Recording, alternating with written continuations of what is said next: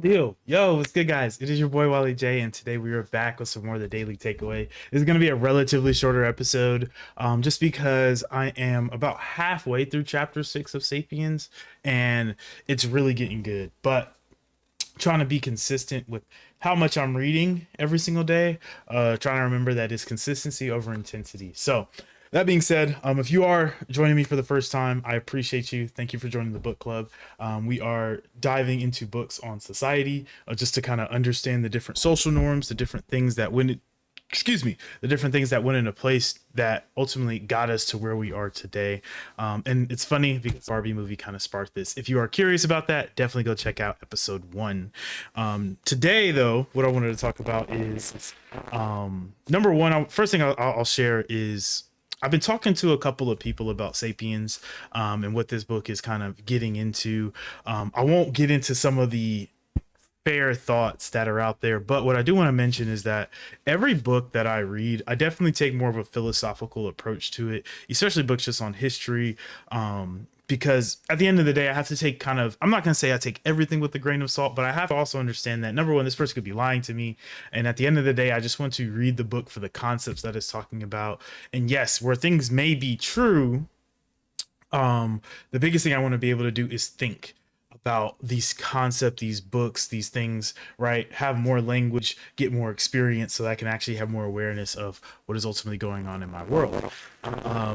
Along with that, a big thing I wanted to mention is that language is super important. And I would actually say language is almost like this slight like myth that we all kind of agree upon. But the issue with language is the different languages are able to speak on and dive into different concepts in a way that maybe English cannot, right? For example, English has one word for the word love. In the Greek language, there is at least 5 different words to describe and express your love for other people, right? So who is right per se, right? So I wanted to mention that because as we dive into different things, as we get into different books, not only can language kind of be the barrier that stops us, it also needs to be understood that sometimes you need to step into other language, or you need to experience and see other things in a different way that you just cannot. I actually recently met a guy from Georgia.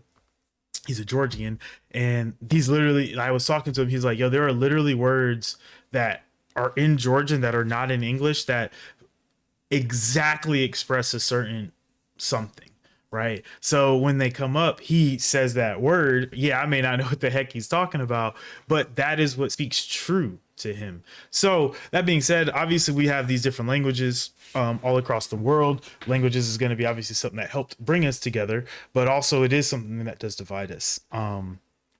But now I'll kind of dive into what chapter 6 started to talk about. And what it's really starting to talk about is the social contracts that we started to make with ourselves.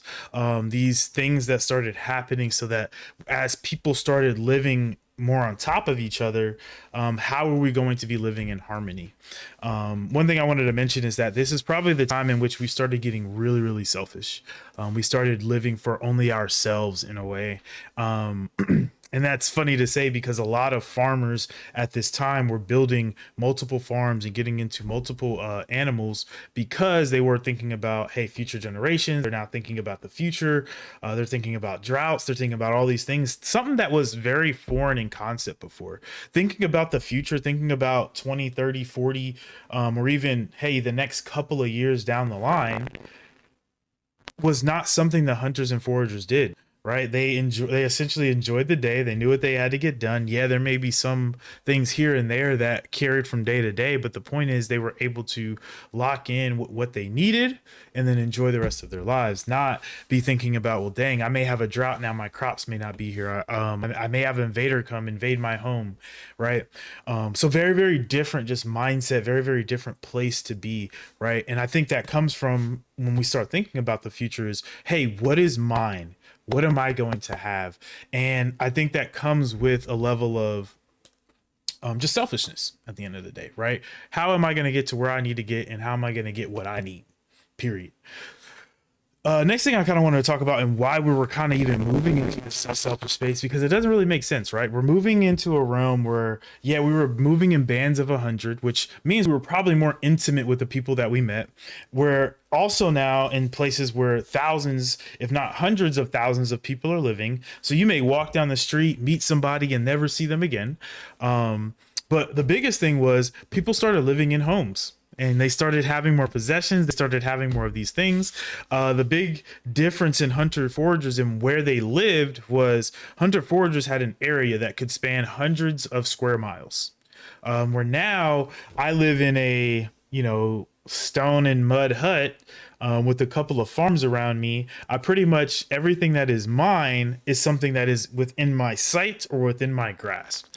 Whereas before it was kind of this understanding that, hey, this is our territory, and maybe one day we're in over here and another day we're over there. We're able to really experience all of this that is our home, right? Versus now having a home that maybe a dozen, square feet tops. So very interesting concept to kind of get into there. But now, obviously, we're moving into each other. We're starting to live on top of each other. We're starting to think about the future and how we're going to get different things in. And this started to create a structure among people. This is where we started getting scholars. This is where we started getting people who lived in castles and were better off. And effectively, we now have this hierarchy of people. And it was about, hey, how can we tax these people? But at the same time, yes, taxing those people, but what did they get in return? It was this social contract, right? They got protection from foreign invaders, and different things of that nature. A really good document to talk about in this realm is the Declaration of Independence. I appreciate America at a very pretty high level, for the very simple reason that I am allowed to believe what I need to believe, or I'm allowed to believe what I want to believe, and you can believe what you want to believe over there in that room, and that is completely okay. That does not mean we need to hate each other. That doesn't mean we need to attack each other. Can we have a debate? Can we have a conversation and get to an understanding? Of course, but I don't need to go out and kill you over those things, right? Now we're in this space where, back in this day, we're now in this space of, if your views and thoughts are different than mine, that was effectively an attack on what it is that we were creating. There were more wars and more things started massively because of the way people were thinking and what people believed. And it's actually, I think, pretty cool. I think this is around the time we started moving from that animism and understanding, hey, things have a soul, everything has a soul, to now there is gods that we can speak to. There are people whom we can, I don't want to say people, but gods that now help rule and dictate our world. And that was an understanding that people had.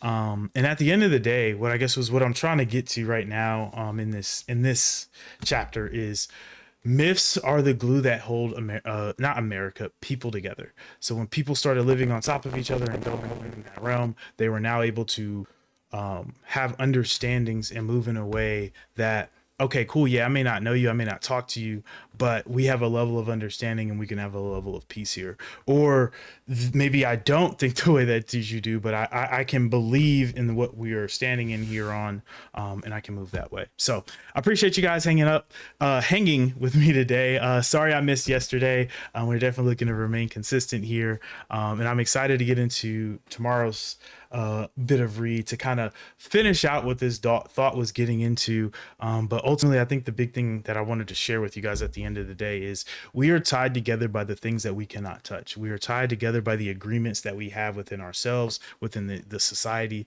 that we ultimately really don't speak about. So with that, I'll catch you guys on the next one. Peace.